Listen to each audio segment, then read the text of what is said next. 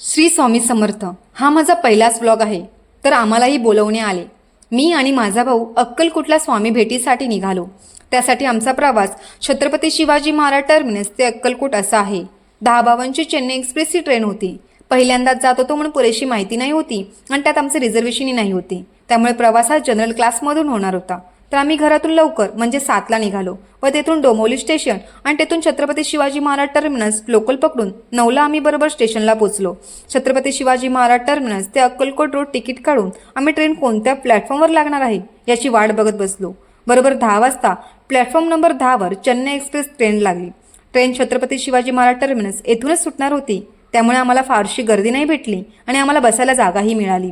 बरोबर 10:52ला छत्रपती शिवाजी महाराज टर्मिनस स्टेशनवरून ट्रेन सुटली व सकाळी 7:33ला अक्कलकोट रोड स्टेशनला पोहोचली. तिथून मंदिराजवळ जाण्यासाठी ऑटोमध्ये बसून आम्ही निघालो. 8:15ला आम्ही मंदिराजवळ जाऊन तिथे आम्ही यात्री निवास येथे जाऊन फ्रेश होऊन स्वामी दर्शनासाठी मी आणि माझा भाऊ निघालो. मनामध्ये श्री स्वामी समर्थ जप करत मंदिरात जातानाच पहिलेच स्वामींचे दर्शन झाले. मग आत गेलो. श्री स्वामी समर्थ महाराजांनी ज्या वटवृक्षाखाली समाधी घेतली होती ते पाहून स्वामींचे दर्शन घेतले. त्यानंतर स्वामींची गादी ज्यावर ते आराम करायचे व पादुका पाहून थोडा वेळ आम्ही फोटो काढले आणि आम्ही स्वामी समर्थ समाधी मठाकडे गेलो. आधी स्वामी महाराजांच्या समाधीचे दर्शन घेतले व श्री स्वामी समर्थ यांचे परमभक्त चोळप्पा महाराजांचे घर बघितले. यांचे व्हिडिओ मी काढले नाहीत कारण त्यांच्या वंशजांनी त्यांची परंपरा जपली होती.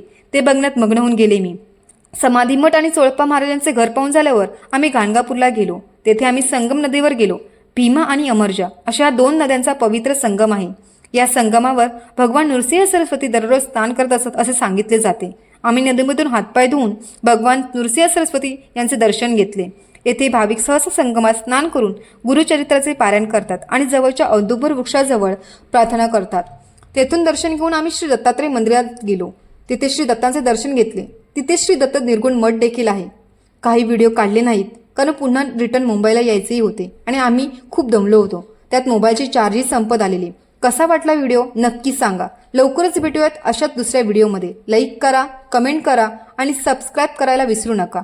श्री स्वामी समर्थ. जय जय स्वामी समर्थ.